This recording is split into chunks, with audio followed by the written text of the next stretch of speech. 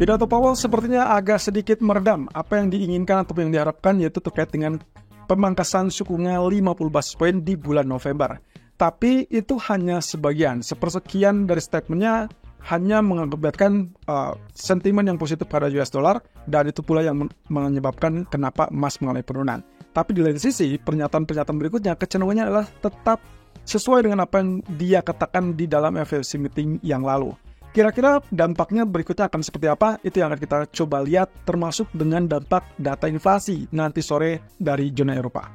Oke, sedikit review dengan apa yang terjadi kemarin dengan data ekonomi berujung kepada data GDP zona Inggris, atau dengan kelihatan di sini UK GDP untuk basis kuartal kecenderungannya mengalami penurunan 0,5% dari 0,7%. Sementara ini angkanya juga relatif lebih rendah daripada ekspektasi 0,6%. Hanya saja kalau kita compare dengan basis tahunan, ternyata angkanya relatif lebih tinggi, alias naik dari 0,3 menjadi 0,7%. Nah, tapi tetap masih lebih rendah daripada perkiraan yang mengharapkan kenaikan ke 0,9%. Oke, dari GDP ini, apa kira-kira yang bisa kita simpulkan? Pertama, tentunya kalau kita kaitkan dengan angka dari previous menjadi angka aktual yang saat ini terjadi, itu berarti mencerminkan adanya perlambatan ataupun mengalami perlambatan, terutama untuk basis kuartal.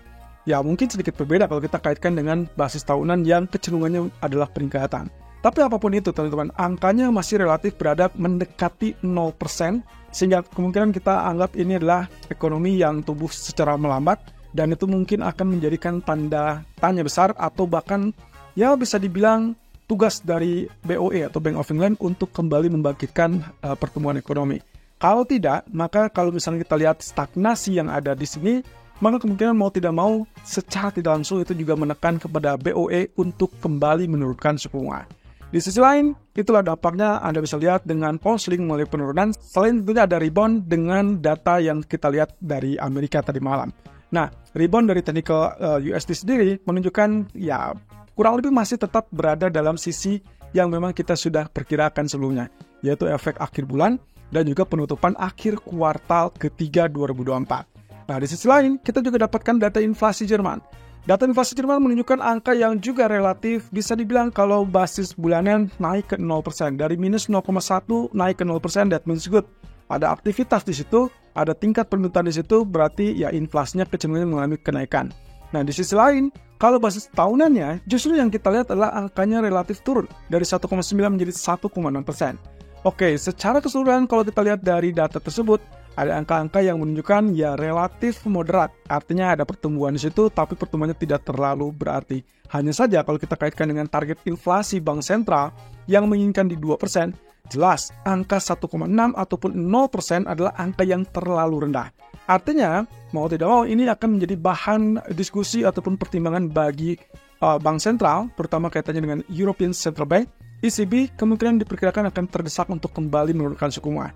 Nah, dampaknya teman-teman, kalau ternyata data Jerman saja sudah relatif rendah, maka kemungkinan data zona Eropa yang akan dirilis nanti sore jam 4, kemungkinan juga akan diperkirakan juga lebih rendah. Dan itu berarti tekanan kepada ECB untuk melakukan penurunan suku bunga di pertemuan berikutnya.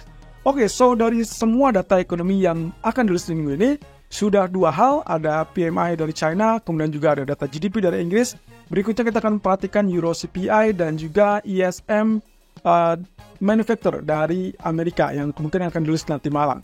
Nah, sementara kalau kita lihat dari data inflasi, ternyata anggapannya adalah ada kenaikan ke 1,8%. Tapi jelas kenaikan ini walaupun dibilang positif, tetap kalau kita compare dengan bulan sebelumnya atau periode sebelumnya, ternyata ada penurunan dari 2,2 menjadi 1,8%. Sementara untuk core CPI-nya diperkirakan akan turun dari 2,8 menjadi 2,7%. Well, of course, ini agak sedikit berbeda dengan apa yang dirilis dengan Amerika.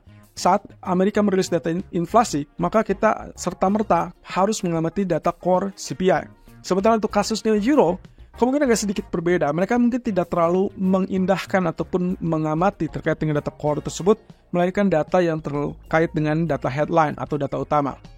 So, apapun itu, saya cuma garis bawahi di sini adalah angka yang lebih kecil, berarti akan semakin besar tekanan untuk ECB melakukan penurunan suku bunga. Walaupun ya para pejabat juga di sini sudah terpecah antara mereka akan melanjutkan dengan penurunan atau yang lain tidak mau berkomitmen untuk melanjutkan penurunan tersebut.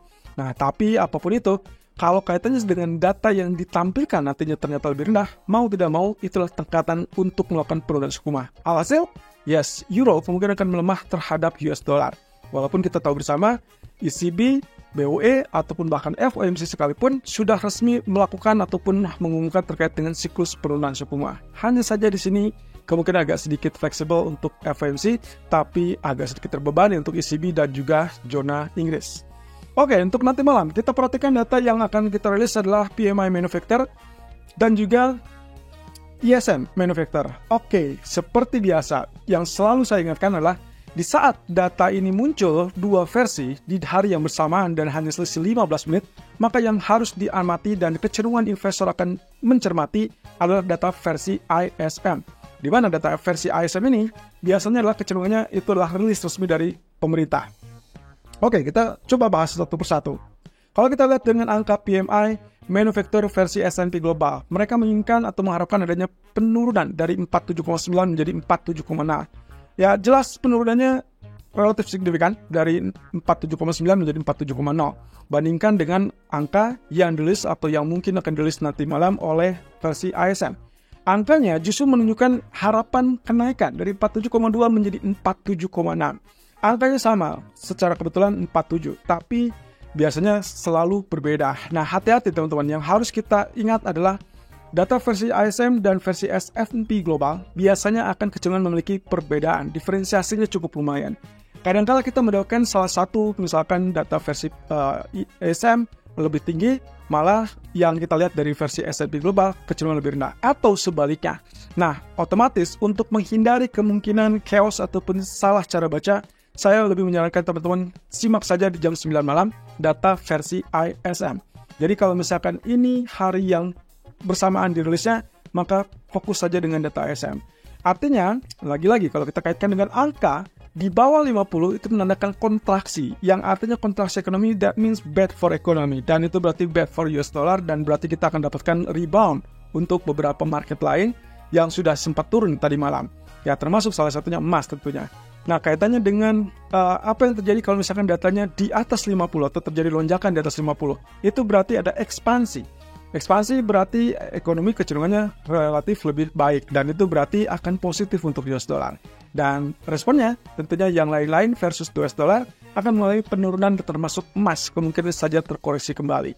Nah, di sisi lain jangan lupa bahwa dari sejak tadi malam CME Fed Watch Tools untuk yang bulan November ternyata mengalami versi penurunan. Kalau sebelumnya kita melihat ekspektasi 50 basis point itu ada di angka kisaran 53%-an, ternyata setelah tadi malam turun sampai ke level 38,2%. Probability-nya turun ke 38,2%. Ya, sementara ekspektasi untuk 25 basis point justru melejit naik sampai 61,8%. Ingat, kejadian ini pernah juga terjadi waktu kita menjelang pertemuan FOMC bulan Oktober. So, tidak ada hal yang khusus di sini, tidak ada hal yang juga menekankan bahwa siapa pemenang, siapa yang merugi. Tapi yang jelas, prosedurnya ini akan tetap menjadikan gambaran untuk para investor kira-kira market sedang berada di ekspektasi yang mana. Kalau misalkan semakin tinggi, berarti ya mereka sangat berharap dengan posisi pemangkasan yang lebih agresif. Tapi seperti yang terlihat saat ini, mereka sedikit besar dan kemudian beralih. Tapi pada dasarnya, persis dengan apa yang kemarin kita bahas di live streaming, bahwasanya kita tidak bisa meminta ataupun memaksa atau mengharapkan bahwa Fed menghentikan penurunan suku bunga. Jadi, apapun case-nya, itu tetap kasus yang utama adalah lanjutkan penurunan suku bunga. Dan itu persis dengan apa yang disampaikan oleh Powell tadi malam. Jadi pada dasarnya, Powell tidak menginginkan ataupun tidak mengharapkan harus bertindak agresif alias tidak perlu lagi 50 basis point kalau memang datanya tidak mendukung. Tapi dia tetap terbuka. Artinya 50 basis point bisa saja menjadi case dasar kembali kalau datanya mendukung. Lagi-lagi, ini statement yang abu-abu. Artinya semua market kecenderungannya masih tetap bisa mendapatkan 50 basis point atau bahkan 25 basis point. Semua diserahkan kepada mekanisme pasar dan itulah tergantung data ekonomi. Nah, yang tak kalah penting di sini adalah ada kemungkinan potensinya ini adalah pernyataan tambahan ataupun pernyataan ya bisa dibilang penegasnya, yaitu kaitannya dengan 2 kali pemangkasan di sisa 2024. Dan seperti yang sudah kita selalu ingatkan, dalam dot plot yang kemarin dirilis di pertemuan September juga mencerminkan adanya potensi 2 kali lagi untuk melakukan pemangkasan 2024 dan sisanya di 2025. Oke, kaitannya dengan 2024 itu yang cukup menarik. Ada kaitan yang memang mengkorelasikan dengan desakan partai politik ataupun dalam hal ini mungkin menjelang Pilpres. Nah, tapi lagi-lagi Powell dan kawan-kawan mencerminkan bahwa tindakan mereka tidak lepas ataupun tidak menyinggung dengan kondisi politik. Jadi mereka melakukan itu adalah pertimbangannya berdasarkan ekonomi. Nah, kaitannya dengan berapa banyak yang akan dilakukan? Ya, dalam hal ini, basisnya adalah 25 kali 2. Artinya 25 basis point di bulan November dan di bulan Desember.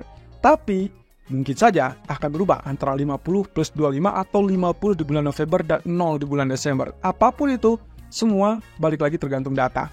Dan data apa yang akan kita cermati? Menurut laporan dari pejabat Fed yang lain, yaitu seperti Austin Goolsbee, menyoroti terkait dengan pasar tenaga kerja. So, data non-farm payroll sudah bukan rahasia umum lagi, kita akan tunggu sampai di hari Jumat, apakah terjadi lonjakan, kebangkitan lagi, atau justru terpuruk. Dalam hal ini, Raphael Bostic mengatakan kalau sampai angkanya muncul di bawah 100.000, maka itu adalah tanda-tanda alarm bahaya yang cukup memusingkan bagi Federal Reserve. Karena di satu sisi, mereka bersikukuh bahwa ekonomi masih tetap solid. Di lain sisi, pasar tenaga kerja ternyata tidak merekrut sebanyak mungkin. Sehingga inilah yang memungkinkan bagi para pejabat Fed tetap berada di sisi dovish. Dan itu berarti menunjukkan dukungan untuk penurunan suku bunga lebih lanjut. Bahkan Bostic mencerminkan bahwa dia indikasinya tetap terbuka untuk 50 basis point. Tapi lagi-lagi garis besarnya adalah seandainya data memungkinkan. Nah, targetnya sendiri menurut Bostic adalah target Federal Fund Rate untuk mencapai 3-3,25% di akhir 2025. Bayangkan, saat ini suku bunga terakhir bagi Fed adalah di 4,75-5%. Artinya kalau diharapkan sampai 3%, 3,25%, berarti ada kemungkinan sekitar 125 atau 150 basis point kembali dalam rangka atau dalam jangka waktu 15 bulan ke depan. Artinya, ya hati-hati teman-teman, 1,5 tahun kita masih tetap dalam siklus penurunan suku bunga. Nah, terakhir, Austin Goolsbee mengatakan juga hal yang sama. Dia bahkan memprediksi akan ada banyak pemangkasan suku bunga di tahun mendatang. Dan ini kaitannya kalau kita lihat dot plot, memang mereka ancer-ancernya adalah di bulan Juni 2025. Tapi apapun itu, nanti akan diputuskan kembali oleh Jackson Hole Symposium tahun depan. Di sisi lain, apa yang terjadi pada harga minyak?